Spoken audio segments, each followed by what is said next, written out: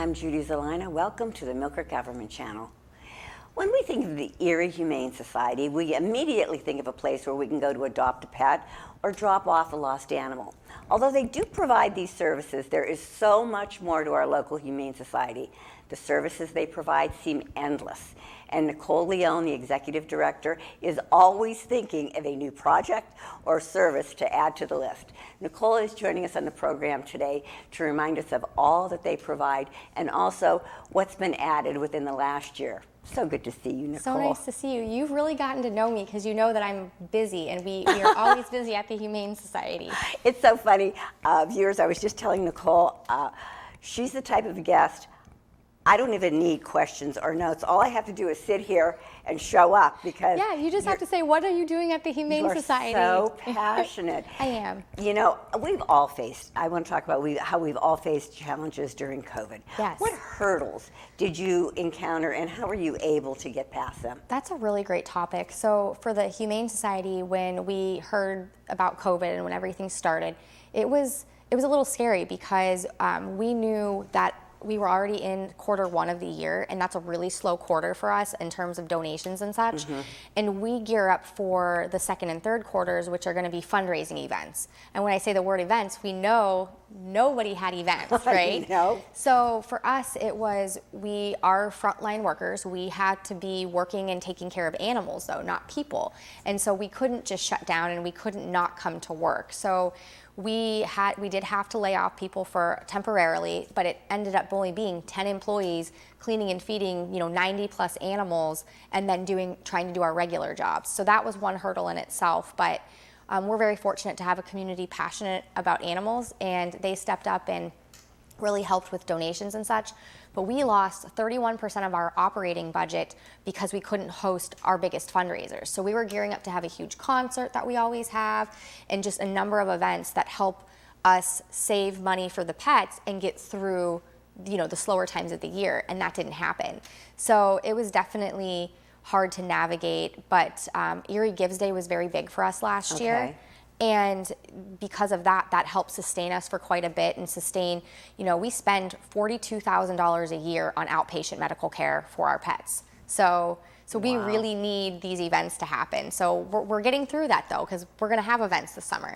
But listening to you, you are absolutely phenomenal. You and your team. Thank you. Yes. You and your team are phenomenal because you really were, financially you were at the bare bones. Yeah. And yet you were making it work and made sure we're every pet was taken care of. Yes, every single pet. And our adoption numbers are amazing. So we did really well with adoptions. Yeah, what were they? What were the numbers during COVID? So I always look at when COVID started. So we look at March of 2020, and up until about May 23rd, we had 1,601 adoptions. Oh my goodness. And of those adoptions, we only had 70 pets returned, and none of them were because of COVID. None of them were because people were going back to work. So I think the Humane Society does a phenomenal job screening potential adopters and really making sure they're good fits and being a resource to the community. Mm-hmm. We're not just placing pets in homes and going, see you later. We're there to become friends with these adopters and to make sure that they keep us posted on the pets that they take.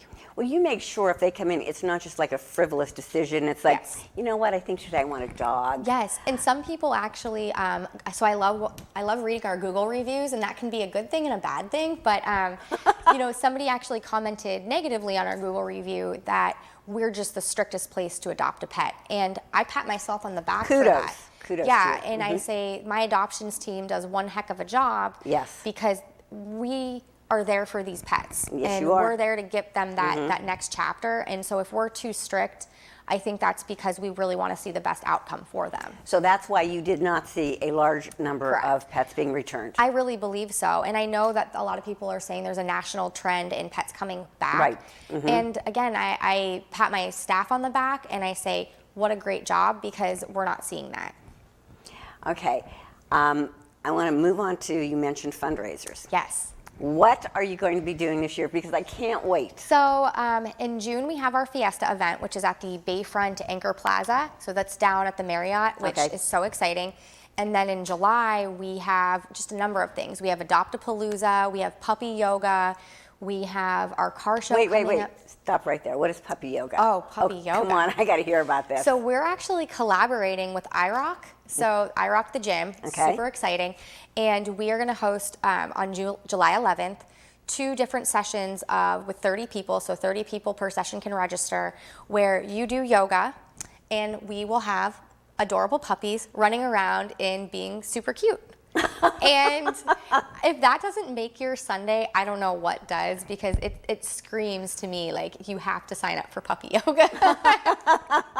Yeah, so that's one of the other fundraisers. And then in August, we have our Rods for Rescue car show. So there will be all kinds of hot rods and different muscle cars and things down on the grounds. And then we have trivia in August as well. So we usually do trivia in January, but we aren't letting COVID put a damper on trivia. So we're moving it outside on the grounds of the Humane Society. Okay. Sounds like you have a lot in the works. Oh, we're coming back full force. The only thing that we're not hosting, just because, even when things start to be lifted and places are open, we are going to be mindful of the crowd sizes. Okay. So our concert's not going to come back this year, but in 2000, so coming up in November, it's going to be our 130th anniversary.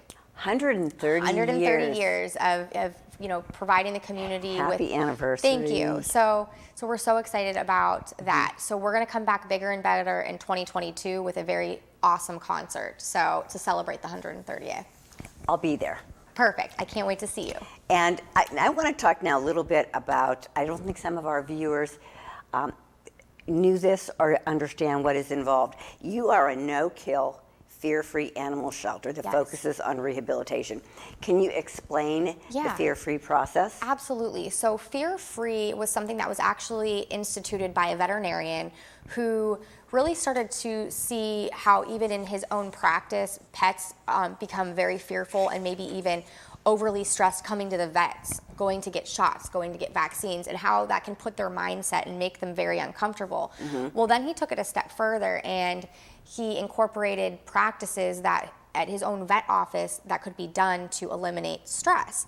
So it's a tactic that has been in place for a few years now, where they offer it to shelters. It's a resource. So our staff all became fear-free certified during the winter months, and it's a tactic providing us the opportunities to work with pets in a stressful environment. And shelters can be very stressful. So we are employing things and tools where we're making sure that they have less stress areas. If we know a cat doesn't do well in a kennel, well, maybe that cat does do better in a foster home. Okay. Or, we're making sure that they are in a calm environment. We're doing soothing music. We are doing things to make sure that this becomes their home and they know that they can trust us. So we did do some testing and we got certified, and we were very proud to be able to say that we are a fear-free shelter, and we're the only fear-free animal shelter here in Erie. Are you really? Yeah. So as far as I know from what I've seen on the other shelter sites and things, we really put out that we practice fear-free tactics, and I believe that we are the only one that has gone through and taken the course and done the certification. So I was going to say, there's training and certification involved. Yeah, so It's not just saying, oh, we're going to just play some soothing music. There's a lot more involved in that, right? We ended up doing modules and doing some testing, and I required all of my full-time employees to do it. I think it's very important for the people that work in the shelter to understand what we need to be doing to provide the best for our pets. I agree with you. Thanks. I agree. I think that is really a great thing because, of course, pets can be very fearful in that situation. Yes. As humans, we're afraid.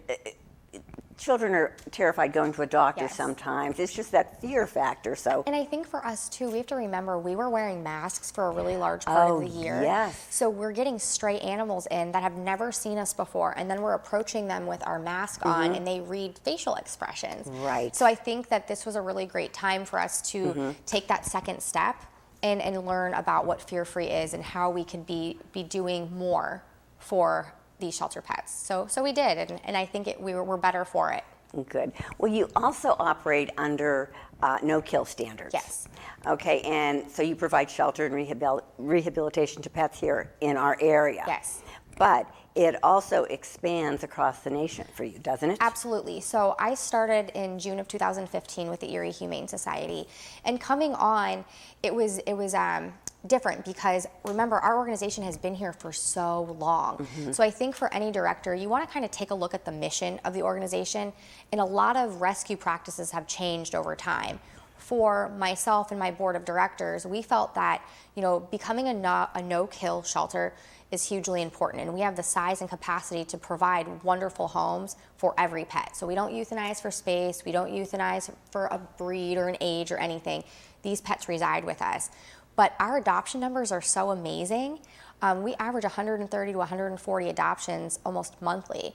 So wow. With all those adoptions, we have a lot of open kennels. So we started partnering with shelters in the South, so South Carolina, North Carolina, Alabama, and we've rescued about 200 dogs since January. And we've been doing this since probably 2017, but in this year already, since January, we've rescued that many dogs. Oh my goodness. And all of them have found happy, amazing homes. So we're not only helping the pets in our community, but we're also taking it a step further. That is amazing. I guess I never realized that there were places that, I just thought everybody operated on a no-kill. It's really, they don't, and it's really strange because in the South, what we find, there's a lot of animal control, not necessarily just shelters. Right. And they don't have the resources. And people in the South, and I don't want to put a stigma on people in the South, but some of them just don't take care of their pets the way we do here. Right. And the South they get overrun. In Alabama, particularly the shelter we work with, they get overrun with so many litters of puppies and pets, and they're like, we have so many, we can't take care of them, and they don't want to euthanize. Right. So they contact us, and we do a transport where we meet them halfway in a good place and have all their health certifications, and we find them the amazing homes. And I'm so happy that we're able to do that. Well, they're very lucky to have you. Thank you. We were talking about Erie Gives Day. Yes. Tell our viewers how important that is to you and how they can help you on that day. So Erie Gives Day is tremendous for the Erie Humane Society. I can't say thank you enough to our viewers and our supporters because the people in the Erie community love animals, and I think that they really see that the Erie Humane Society focuses on rehabilitation. Last year, we raised over $70,000. That money has truly helped every single pet in our care receive outpatient specialty care, and meaning they're getting the surgeries they need, they're getting the dentals they need. We absolutely rely on our supporters to help support the Erie Humane Society on Erie Gives Day. Our pets, it means more than them than you know. So remember that on Erie Gives Day, you'll see it advertised. Remember the Humane Society and all that they do. Another thing that they do is they have a low-cost pet wellness clinic. Yes. What services do you provide with that? That's relatively new also, isn't it? Yeah, so we opened the pet wellness clinic in January of 2017, and it is just thriving. And the clinic is meant for small purposes. So it's to spay and neuter, and it's to provide vaccines and some testing, like heartworm testing, Lyme testing. We sell flea preventative. We want the community members to know that taking care of your pet is so important, and we want to make sure that we're affordable to people. We know things happen in life. Maybe somebody lost a job, or you're paying for your child's braces, and paying for your pet is important, but other things happen in life. So we offer very affordable pricing. So I highly recommend people checking out the Erie Humane Society's Pet Wellness Clinic, and bringing your pet for their annual vaccines, or if they need to get spayed and neutered, definitely make an appointment to do that. And it's a benefit to the community because, like you said, some people may be in a situation where they may have to forego a vaccine, and you don't want to see that happening. And you don't want to see them get behind, because I know that so many pet people, their pets are their family, Judy. Yes, so it's you would hate to see something unfortunate happen and them go, well, I didn't have the resources to do it. And as a nonprofit, that's what the Erie Humane Society is here to do. All funds that go through that are raised through the clinic, they go right back into our shelter pets. So the clinic helps fund the shelter, which I think if people didn't know that, it's a great point to make, because it's not like you are just taking them to your regular vet which we don't do specialty care, so you would still have to take them to your regular vet to do that. But if you are about giving back and you do support the Erie Humane Society, you could do it very simply by going to our clinic and having those vaccines or having that spay-neuter done. How do you work with the animal cruelty division? I mean, how do you work with them? Do you partner with them? So our animal cruelty division is part of the Humane Society. Okay, so all that's right. a great question, because a lot of people get confused, because in Millcreek and in the city, they have animal enforcement. Yes. And animal enforcement, their officers only go to calls for, dogs running at large, barking, that kind of thing. Right. We respond to cases of cruelty, so neglect and Okay. abuse, abandonment, starvation. We investigate those crimes. So the Erie Humane Society has had a division, an animal cruelty division, for over 30 years, and they are actually part of the Erie Humane Society, and they work and are employed by the Erie Humane Society.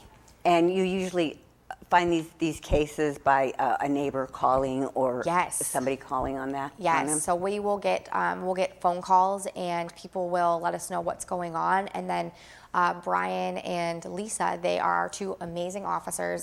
They deserve so much credit for what they see and do. They respond to these calls, and believe me, they have the largest hearts in the world, because we just had a case that was pretty rough recently here, and what they have to do is remarkable. Well, they do a great job. I know when I read about it in the papers, it's just, my heart aches, and it's just, I am so thankful that you Yeah. are there Yeah. for these Yes. poor babies. Yes, taking pets out of circumstances like hoarding and Right. abandonment, starvation cases, it just really speaks to you. And when you see them well and you see them move on to a wonderful family, it just makes you think, I'm in this job for a reason, and we're doing the best that we can for these babies. Nicole, we're talking about so many different things, and I know I had mentioned at the beginning, the Humane Society is not just a place for dropping off a lost animal or adoption. You provide so many different services. Yes, Can we you- do. I don't know if we have Sometimes time. I have to think about it. I'm like, okay, what did I talk about? I mean, I'm looking at this laundry list. It's like, Yes. oh my goodness gracious. Tell us about some of the programs that you do have in play, Yeah, so that our we- viewers can, be able to So we have participate two in. remarkable women who run our volunteer and foster program, and we have just a programs department. And the programs department was created when I started, because there are a lot of youth that love animals. And I think it's very important at an early age to instill what it means to have a pet, what it means to take care of a pet, and if you can't have one in your home, how you can help other places. Okay. So Brooke Lunger is our programs coordinator, Right. and she does an amazing job. She has summer camps that she does with the children. She has just day camps in the winter months to provide educational opportunities. So things like becoming a animal cruelty officer. So she had Junior Animal Cruelty Officer Day in April. How cute, and I love kids it. signed up, and Lisa Stiles swore them in as junior officers, and they learned about that. They learn about what it means to be a dog trainer, what it means to be a pet groomer. So those are some youth programs, and then we offer some amazing opportunities for volunteers. So we have over 150 plus volunteers, and it could be dog walking to dog bathing to cat cuddling. So, or you can help make enrichment at the Humane Society. And then we also offer a foster program too, because we always need fosters, especially during kitten season, which is happening now. You also have a dog park, don't you? Yes, we have. Tell us about that. So our dog park is open to the public, so it's free. There's no membership. And it is two amazing parks in the back, right along Walnut Creek. So it's absolutely beautiful. We have agility equipment in one park, and then the other park is just kind of bare. But people like to have park dates, so they bring their pets, and they maybe will bring some picnic food, and they'll hang out because we have some picnic tables, and they let their pets go at it, and they have like a great time just enjoying, I think, the atmosphere and watching their pets play.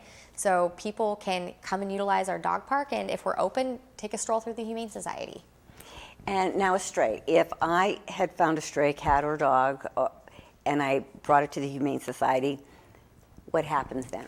So if you have a stray, so we do, because we are a no-kill shelter, we do operate by appointment. So in most cases, if you have just a stray you found on the street and you're bringing it in, we understand, and we'll try to make sure that we have room available. Even if it's us popping up, a kennel in our education room, we do our best to make that happen. But in a lot of cases, if you have a pet that you are wanting to sign over, we ask that you call and make an appointment with the Erie Humane Society so that we can make sure that we have adequate space to accommodate that pet that you're looking to sign over. Okay. Yes. All right, now say I've decided I want to adopt a pet. Yes.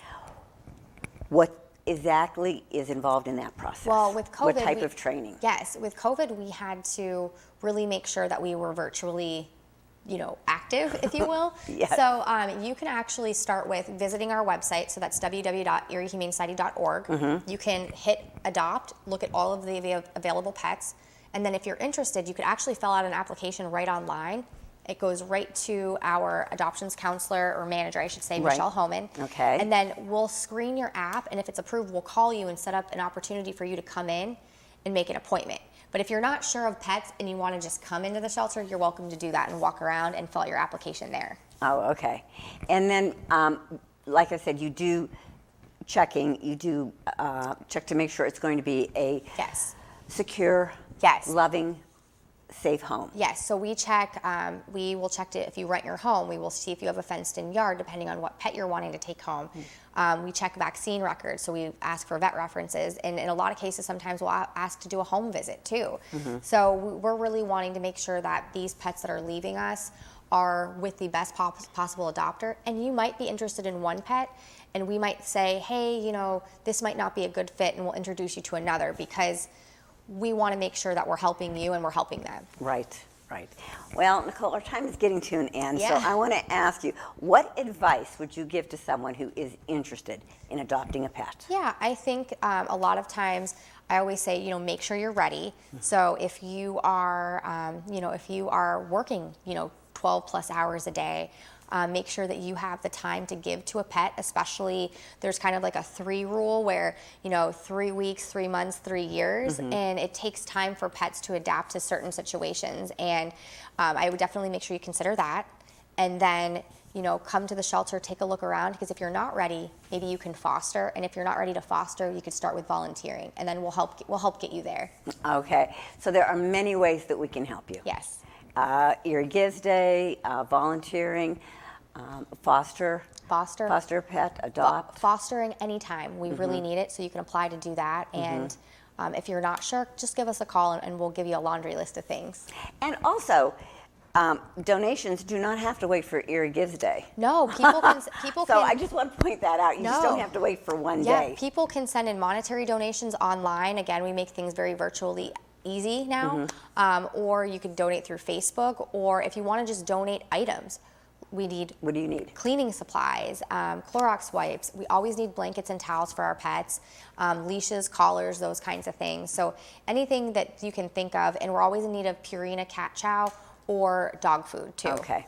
All right, Nicole, thank you so much you. for joining us on the program. Of course. I'm looking forward to summer. Me too. Oh I'm my so excited. goodness, and you're going to go full, just gung-ho, full force. I expect nothing else from you. Yes, and I think the summer is just going to fly by It because will we're going to be. be so busy. It will be. Again, thank you, Nicole. You've done a great job. Thank you. And like I said, kudos to you and your team for keeping everything at a wonderful level for all of these pets. Thank you so much. I can't do it without my team. Okay. Viewers, if you feel like volunteering in any way or you have any donations to give, please reach out to them, give them a call. Check out their website also. It has so much information on it. Thank you for tuning into the Millcreek Government Channel. Until next time, have a wonderful day.